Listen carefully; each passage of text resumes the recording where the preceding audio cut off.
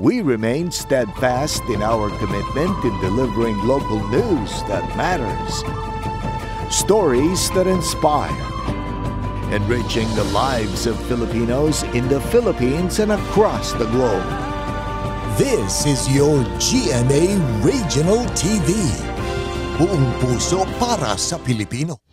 Narito na ang pinakamalalaking balita ngayong Biyernes.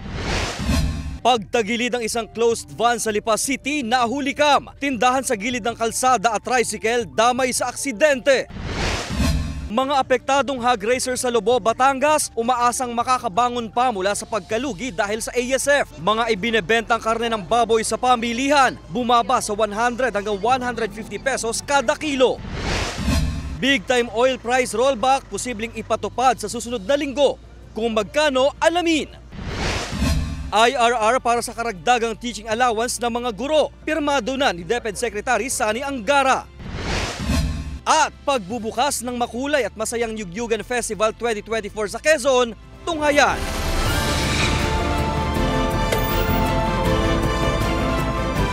Ito ang GMA Regional TV, Balitang Southern Tagalog.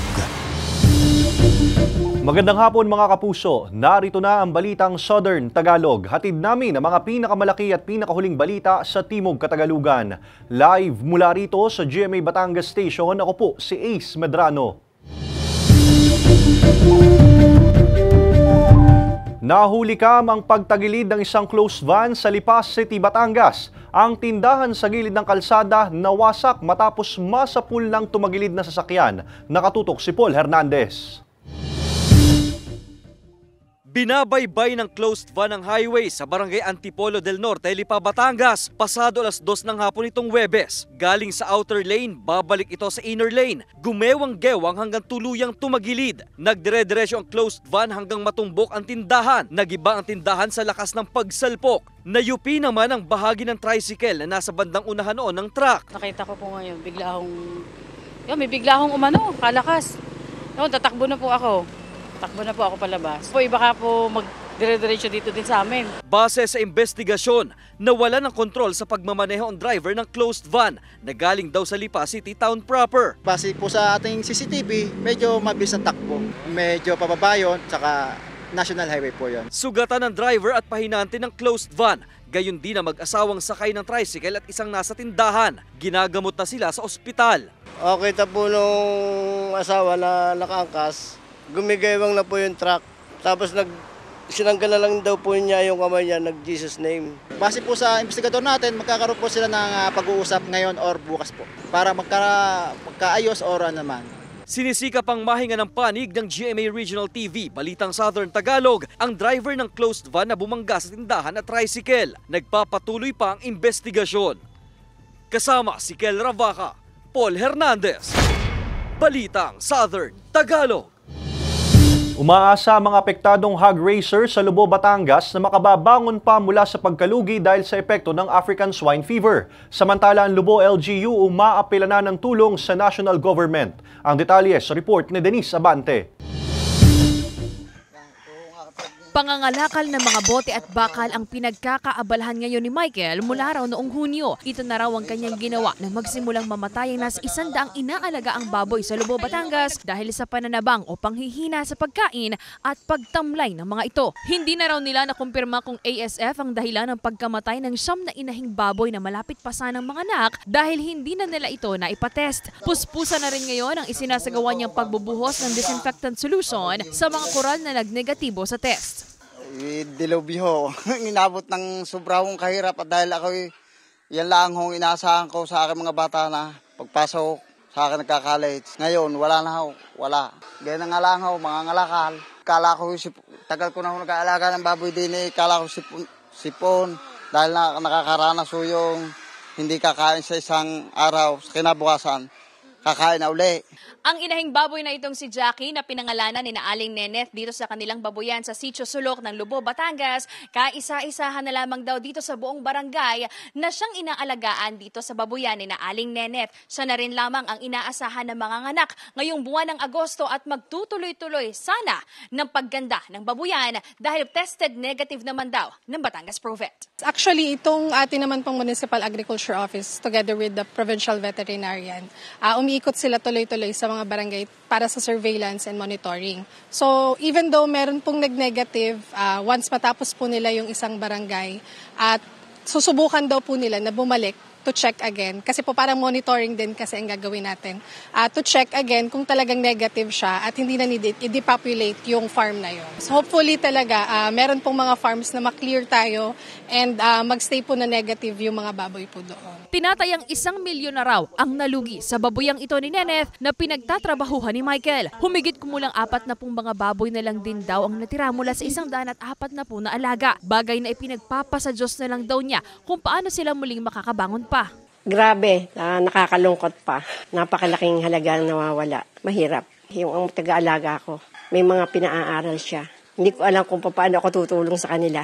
Sana matulungan kami ng gobyerno para magtuloy itong aming ito, may benta namin ng maayos. Sa piggery na ito ni Aling Iluminada, koral na lang ang natira. Maluhaluhan niyang ikwinento sa news team ang naranasang sunod-sunod na pagkasawi ng mga alagang inahin noong Hunyo. Unti-unti raw naubos ang kanyang mga biik at fattener. Hindi na rin daw nagawa pang ipatest dahil kinailangan ng ibaon agad sa higit 6 na metrong lalim na hukay para hindi na makaapekto pa sa ibang alaga. Noon pong may namin yung aming baboy, maibaon lahat.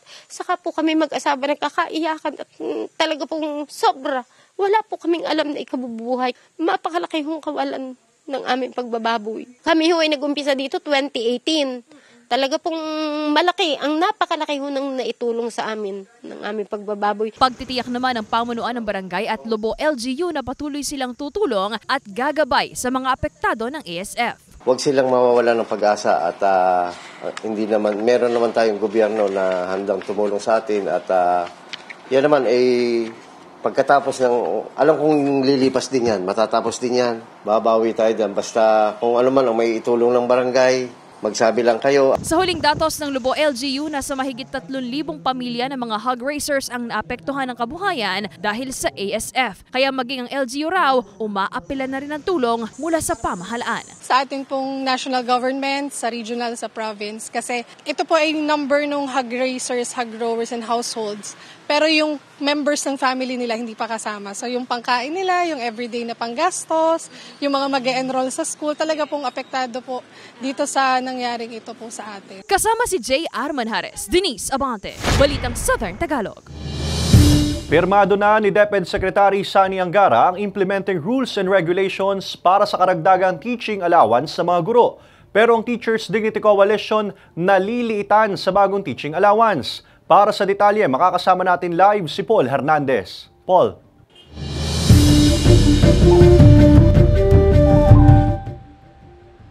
Ace, nagpapasalamat yung grupong TDC sa aumento sa teaching allowance. Pero yun nga, dahil maliit daw ito, ay inaasahang madaragdagan ito. Hindi man daw ngayon, ay sa mga susunod na taon.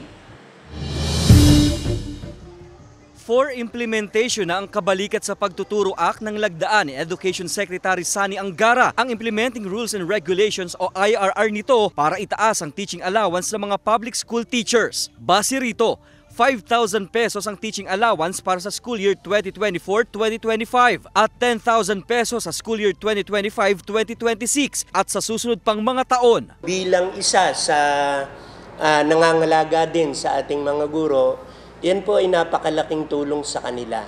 May pakonti-konti din po silang nabibiling mga school supplies. Pero para sa Teachers Dignity Coalition o TDC, kulang pa ito sa hirap na kinahaharap ng mga guro. Salamat pa rin, bagamat pwede ko sabihin medyo maliit, no? Maliit ito no? Kumpara sa mas malaking pangailangan ng mga guro. No? Isama pa raw ang haba ng oras na ginugugol nila sa paaralan. Alinsunod sa DepEd Order No. 5 na nagtatakda ng 6-hour teaching period at 2 oras ancillary task. Time management daw ang ginagawa dyan ni Teacher John Lery ng Lipa City National High School. Hindi naman siya nasasagad ng 6 hours na dire-diretso.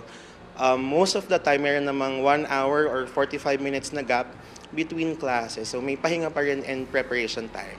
Dito naman properly managed ng aming school heads, and then yung equal distribution for our teachers, no, yung workload nila. Dahil kasi may consultation with the teachers. Naunang sinabi ni Secretary Angara na sisilipin niya ang kautusan. Gusto namin ito ay isuspinde. Mag-usap muna, no? Kasi hindi ko pwedeng nagpasa na kami ng position paper, nagsalita kami sa media, no? Nagsalita ako sa hearing ng House Committee on Basic Education. Gumihiling ang TDC na pag-aralan ng umiiral na polisiya. Okay, Ace, na ibahagi sa atin ng TDC na inaasahan din nila na anumang araw mula ngayon ay ipapatawag sila ng DepEd para sa isang dialogo. Ace. Maraming salamat, Paul Hernandez. Mga kapuso, big-time rollback ang posibleng ipatupad sa susunod na linggo ng mga kumpanya ng langis. Batay sa 4-day trading ng Min of Platts Singapore, tinatayang nasa 2 pesos and 30 centavos hanggang 2 pesos and 50 centavos ang tapyas sa kada litro ng gasolina. 1 peso and 90 centavos hanggang 2 pesos and 10 centavos ang inaasang bawas presyo sa kada litro ng diesel. Malaki-laki rin ang inaasang tapyas sa kerosene na nasa 2 pesos and 35 centavos hanggang 2 pesos and 40 centavos. Malalaman sa final trading ngayong araw ang final adjustment. Ayon sa DOE, ang mga dahilan sa bawas presyo ay may kaugnayan sa recession concerns, geopolitical tensions at ang pagtaas ng halaga ng piso. Ibinida ang mga produktong gawa sa Cacao and Chocolate Day na isinagawa ng Office of the Provincial Agriculturist ng Batangas ngayong araw. Samantala, makatutulong daw ang cacao industry sa pagpapalakas ng turismo sa lalawigan ayon sa PTCAO. Narito ang report ni Hazel Alviar. Bukod sa ipinagmamalaking kapeng barako ng Batangas, isa sa mga nais palakasin at ipakilala hindi lang sa lalawigan kundi international ang kakao at cacao products made from Batangas. Ang mga cacao growers sa lalawigan, hindi lang tsokolate o tableya ang nagagawang produkto mula dito. Dahil mula sa mga dahon at bunga nito, maaari ring makagawa ng mga bags na gaya nito, lampshades, earrings at marami pang iba. Ang lahat ng mga yan ibinida sa isinagawang Cacao and Chocolate Day ngayong araw. Yung ating history ng kakao, dito nagsimula. Sa buong Pilipinas, dito nagsimula ang kakao. Dinala ng mga Spanish friars galing Mexico. Sabi ng history, ito'y tinanim sa San Jose, Batangas. Noong 1600s pa. Kaso nga lang, ang naging sikat ay yung kape. Ayon sa pamahalaang panlalawigan, Lipa City at munisipalidad ng Mataas na Kahoy ang major producers ng kakao sa Batangas. Bagamat hindi pa marami ang produksyon, nais ding palakasin ng provincial government ang kakao industry para hindi ito mapag-iwanan. Iba't ibang klasing tulong na rin daw ang naipaabot nila sa mga kakao growers. Pang-import na kakao at world-class chocolate products daw ang target nilang maiproduce. Alam naman natin, pag Swiss chocolates, #1 sila, di ka? Pero wala naman silang kakao sa Switzerland. Ini-import din nila yon. So we invited ang representatives from Switzerland pumunta dito sa Batangas. And we discussed how we can collaborate with each other. And they're willing to provide technical assistance. Magiging malaking tulong naman daw ito sa pagpapalakas ng turismo sa lalawigan ayon sa Provincial Tourism and Cultural Affairs Office. Ang gusto namin sa tourism industry, makita ang Batangas Cacao sa mga paliparan, sa mga airports. Ano po na kapag galing kang Pilipinas, galing kang Batangas, pwede mong baunin, pauwi ang cacao ng Batangas. Kasama si Buhay Adanti Jr., Hazel Alviar, Balitang Southern Tagalog.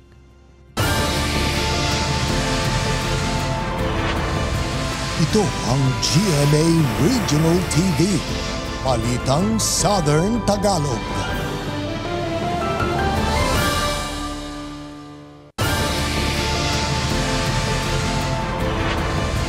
Ito ang GMA Regional TV, Balitang Southern Tagalog.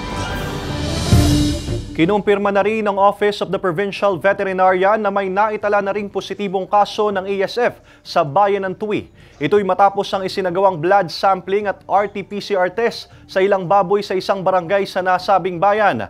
Patuloy pa rin ang isinasagawang test at surveillance ng Off-Vet Batangas sa iba pang naitatalang positibong kaso ng ASF. Sa ngayon, umaabot na sa 7 bayan at isang lungsod sa lalawigan ng Batangas ang apektado ng ASF. Naitala sa Lubo Public Market ang 100 hanggang 150 pesos na presyo sa kada kilo ng karne ng baboy. Binigyang diin naman ng Lubo LGU na ASF-free ang mga ibinebentang karne ng baboy sa naturang pamilihan. Alamin yan sa report ni Denise Abante. Malumbay at halos walang mga mamimili sa pamilihang bayan ng Lubo, Batangas mag-aalauna ng hapon kanina. Ang ilang mga pwesto na nagbebenta ng karning baboy halos hindi na raw maipaubos dahil sa tumal ng bentahan. Bagsak pa sa bagsak presyo ng araw kung ibenta ang mga paninda ni Alia pero wala pa rin daw halos kinita. Kaya ang diskarte niya, ialok ng mas mababa pa sa dating 150 pesos hanggang 200 pesos kada kilo ang paninda. Sobra ho, ito yung aming pwesto ay 4, ma'am, hindi ho namin alam kung paano namin babayaran ang aming mga pwesto. Yung iba, hindi. Yung iba, hindi tabangin. Yung iba kaya hindi nabili, marami na ho sa kanilang baboy na naipamigay na libre. Kinuha na ho nila yon. Napakahirap po, hindi ho namin alam kung paano namin mababayaran ang aming mga pwesto. Bagamat naka-red status ang bayan ng Lubos ASF, pinapayagan ng LGU ang pagbebenta ng karning baboy sa pamilihan basta't galing ito sa mga barangay na wala pang naitatalang positibong kaso ng ASF. Sa ngayon, nasa 9 na barangay pa ang ASF-free sa bayan na siyang napagkukunan ng ibinebentang karning baboy sa palengke. Pinagbabawal po yung paglalabas ng karne sa mga nearby towns. Pero dito po sa atin, allowed po na from one barangay to other barangay ay magkaroon po ng kumbaga transaction, pagbebenta. Meron po tayong assigned na meat inspector. Ito pong meat inspector na ito is under the LGU din. At siya po ay well-trained to check. Ang ina-accept lang po ng ating palengke is yung doon sa mga barangay po na may negative cases. Ang tinderang si Kimberly, hindi naman daw magbebenta ng karning baboy na may sakit at hindi pwedeng ikonsumo ng tao. Kami po, kumain po din kami ngayon kanina. Nagluto kami ng sinigang. Okay naman po. Sana naman po yung matapos na.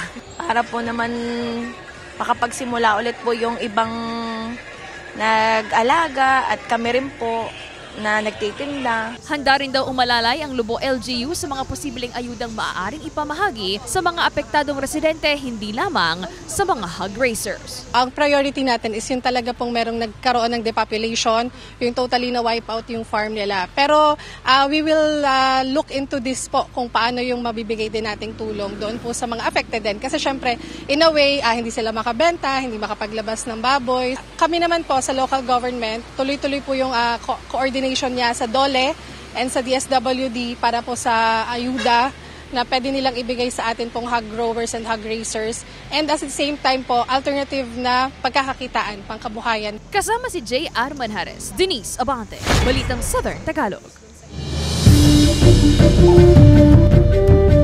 Mga kapuso, ito ang inyong GMA Regional TV interview sa Balitang Southern Tagalog. Sa pinakahuling datos ng Batangas Provincial Veterinary Office, nakapagtala na rin ng positibong kaso ng African Swine Fever o ASF sa isang barangay sa bayan ng San Juan. Kaugnay niyan, makakapanayam natin si Sir Felix Leopango, ang Municipal Agriculture Officer ng San Juan, Batangas. Magandang hapon po, Sir Felix. Sir, unahin ko na po, anong aksyon ang ginagawa ng inyong opisina ngayong may positibo ng kaso ng ASF sa inyong bayan? Sa ngayon po ay nag-ongoing po yung surveillance doon sa barangay. Mag-identify po kami noong area ng burial site at kakausapin po yung barangay uli.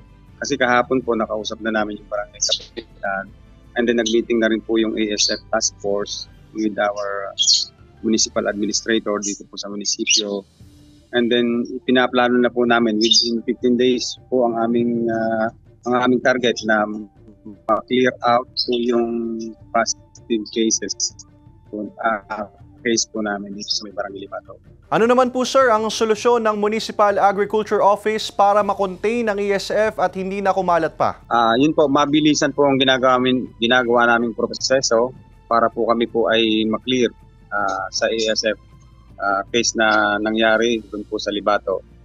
At kami po ay nag-meeting na kahapon ng ASF Task Force Nag-conduct na rin po ng surveillance doon sa barangay. Kinausap na po yung kapitan, ilang barangay officials. At ngayon po ay bumaba uli yung aming team para naman po nakita yung burial site o mahanap yung burial site na tama kung sa paglilibingan ng mga baboy na pasok po doon sa 500-meter radius. Sir Felix, saan po kaya posibleng nagmula ang ESF sa San Juan? Hindi po namin ma-determine sa ngayon kasi po nagkaroon po kasi kami ng kaso ng ESF before. And then sa ibang bayan, kalapit din po kami ng ibang bayan ng katulad ng Lubo. Gaya din po ng Chaong. Alam po, meron na rin nata sila. Yan po kasi ay nadadala ng ibon, nadadala ng biyahero, ng tao, even ng mga hayop, at saka iba pang comines, ng langaw. Yun po.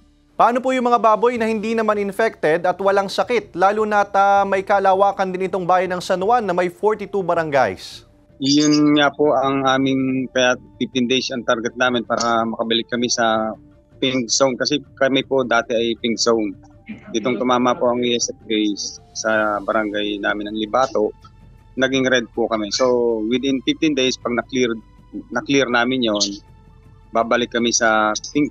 At pwede na uli kaming certified free ASF. And yun po yung aming target talaga para mailabas po yung mga barangay affected na napakalulusog po ng baboy. Talaga pong napakarami po ng naapektuhan na mga magbababoy at yung iba po ay lagi pong natawag sa akin. Naapektuhan sila sapagkat na-lockdown po ang San Juan. Gusto naman po ang aming Mayor Victor Salud na mapabilis po ito ang pagproseso nito ng na mamalinis ang area ng Libato. Sir, ilang baboy po ba ang naapektuhan sa barangay Libato? Doon po sa barangay area covered ng 500-meter radius, more than 200 po yung nakapalo po doon sa 500-meter radius. At yun namang sa surveillance ay aalamin pa namin. Sa tingin ko naman doon sa surveillance area ay kakaunti na kasi yun po ay more on tugigan o palayan. So yun po. Panghuli na sir, ang mensahe po ninyo sa mga hog racer sa San Juan. Sa aming pong mga kababayan dito sa San Juan, Batangas, kami po ay gagawin po namin ang aming makakaya para mapabilis po itong proseso ng pag-clear ng ESF dito sa bayan. Gayon din po, pinapahayag po namin mula sa Agriculture Office, LGU San Juan, na paigtingin pa po ang biosecurity measure. Ingatan po ang pagpapasok ng mga anumang bagay o tao o hayop doon sa kanilang koral. Gumamit ng disinfectant. Kami po sa Agriculture Office ay namimigay ng disinfectant para po malinis at hindi sila mapapasukan ng ASF. At umasa po ang kababayan natin na gagawin po namin ang aming higit at makakaya para mapabilis po ang proseso ng pag-clear nitong ASF dito sa bayan ng San Juan. Maraming salamat po sa inyong oras, Sir Felix Leopango, ang Municipal Agriculture Officer ng San Juan, Batangas, LGU. Tampok ang karera ng mga bangka sa Bankathon Festival 2024 sa San Nicolas, Batangas. Ang aktibidad layong mapalakas ang turismo sa bayan at maipagmalaki ang malinis na lawas sa lugar. Silipin yan sa report ni Denise Abante. Bilis at diskarte sa pagbuwelo. Yan ang nangibabaw na kasanayan ng humigit kumulang 50 mga mangingisda sa isinagawang Bankathon 2024 sa lawang sakop ng San Nicolas, Batangas bilang bahagi ng kanilang 69th founding anniversary. Ayon sa San Nicolas LGU, layo ng naturang patimpalak na muling mapalakas ang turismo at sumigla ang hanap buhay ng kanilang mga kababayan sa lugar sa kabila ng naranasang epekto ng pag-aalboroto ng Bulkang Taal taong 2020. Ang amin hong munisipyo ay katabing-katabi lang po ng dagat. Ito pong barangay ang nasasakop na sa lawa po ng Taal. Pinakaugalian na rin po ng mga mamamayan dito. Hilig na rin po nila na manood ng ganitong karera. Kung meron pong magtinda dito ng pagkain, nakakita rin po naman sila ng kaunti nilang pagkakabuhayan po. Ganun po ang isa sa mga layunin po natin diyan. Malaking tulong daw ang ganitong mga patimpalak at kasiyahan upang mas makilala pa ang bayan at muling makabangon mula sa naging pagkakalugmok sa mga pinagdaanan ng mga residente. Masigla ang naganap na bankathon kung saan nakilahok din ang ilang mga mangingisda ng San Nicolas at mga dumayong mga ngarera mula sa iba't ibang bahagi ng bansa. Hihingi po ako ng suporta po ulit sa ating mamamayan na saksihan ang kagandahan at para po lalo nating mapangigi ang turismo sa ating bayan. Yan po, isa natin sa purpose po. Kaya po tayo nagdiriwang ng mga ganitong events. Denise Abante, Balitang Southern Tagalog. Good news mga kapuso, sa mga naghahanap ng trabaho, naghahanap ang Kapuso Network ng mga sumusunod. Assistant Vice President, New Business Development, Assistant Research Manager, Senior Research Analyst, Auditor, Wardrobe and Costumes Clerk, Production Coordinator, Unit Head, Building Maintenance and Project Management, at iba pang makikita sa inyong TV screen. Para sa kumpletong detalye at sa mga nais mag-apply, bisitahin ang careers.gmanetwork.com. Ito ang GMA Regional TV, Balitang Southern Tagalog.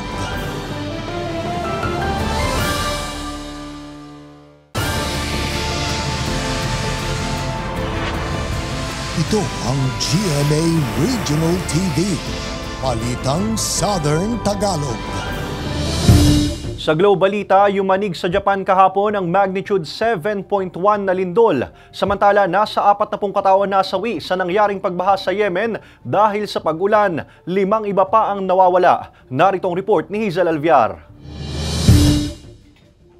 Niyanig ng magnitude 7.1 na lindol ang southwestern Japan. Ayon sa Japan Meteorological Agency, nangyari ang lindol kahapon sa Miyazaki Prefecture Western Major Island ng Kyushu. Sa lakas ng lindol, itinaas ang tsunami advisories. Inaalam pa sa ngayon ng gobyerno ng Japan ang kabuuang pinsala pero wala pang napaulat na problema sa mga nuclear power plant doon. Wala pang pahayag ang DFA o DMW kung may Pinoy na apektado ng pagyanig doon.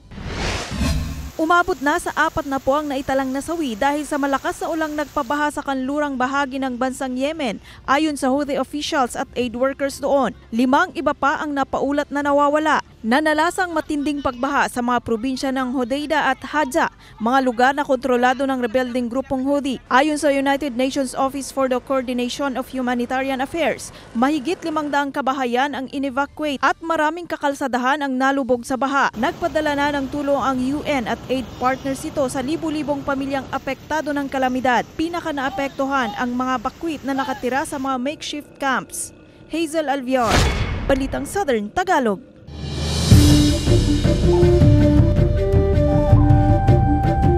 Tampok sa Widow's War star Bea Alonzo sa bagong episode ng My Mother, My Story sa Linggo, August 11. Samantala, idinaan ang pagbati ng fans at kaibigan ni Sanya Lopez sa kanyang karawan sa pagpo-post ng kanilang mga nakakaaliw na selfies together. Narito ang report ni Hazel Alviar. Bigatin at puno ng revelasyon ang matutunghayan sa 4th episode ng programang My Mother, My Story dahil tampok dito ang Widow's War actress na si Bea Alonzo.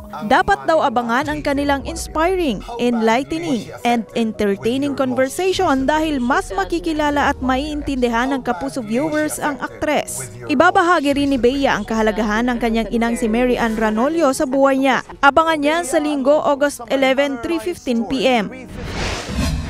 Samantala, kasabay ng pagdiriwang ni Sanya Lopez ang kanyang kaarawan ngayong araw ang pagbuhos ng pagbati mula sa kanyang fans at mga kaibigan. Ilang mga nakakaaliw na selfies kasama si Sanya ang kanilang ipinost bilang pagbati sa Pulang Araw star. Patuloy na subaybayan ang karakter ni Sanya bilang Teresita sa Pulang Araw sa GMA Prime. Hazel Alviar, Balitang Southern Tagalog.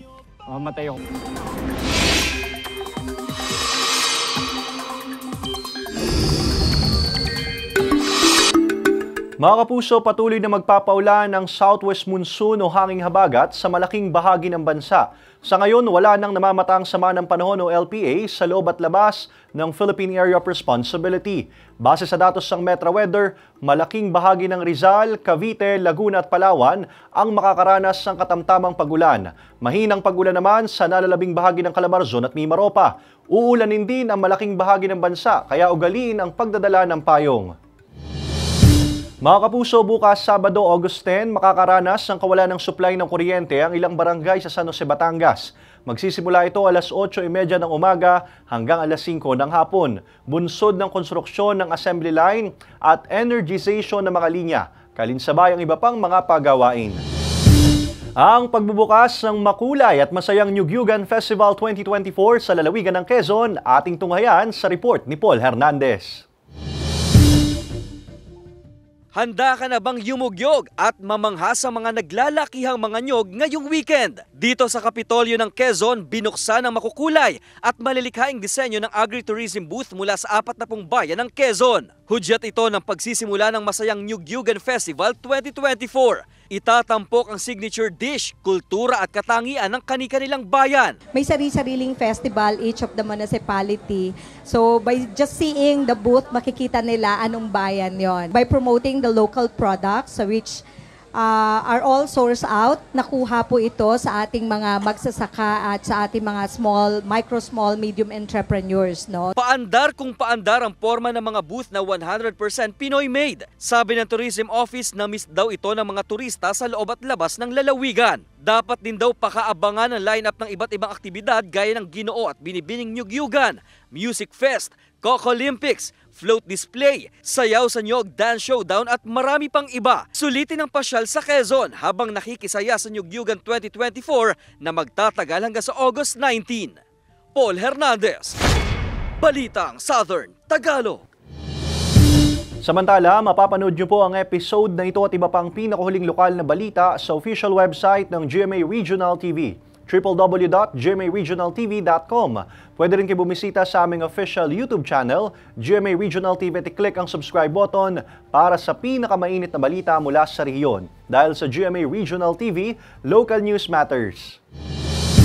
At yan ang mga pinakamalaki at pinakahuling balita sa Timog Katagalugan. Maraming salamat sa pagsama sa amin pati na mga kapuso sa ibang bansa na tumutok sa mga balita sa rehiyon. Ako po si Ace Medrano. Kami ang GMA Regional TV Balitang Southern Tagalog. Buong puwersa para sa mas malaking misyon at mas malawak na paglilingkod sa bayan.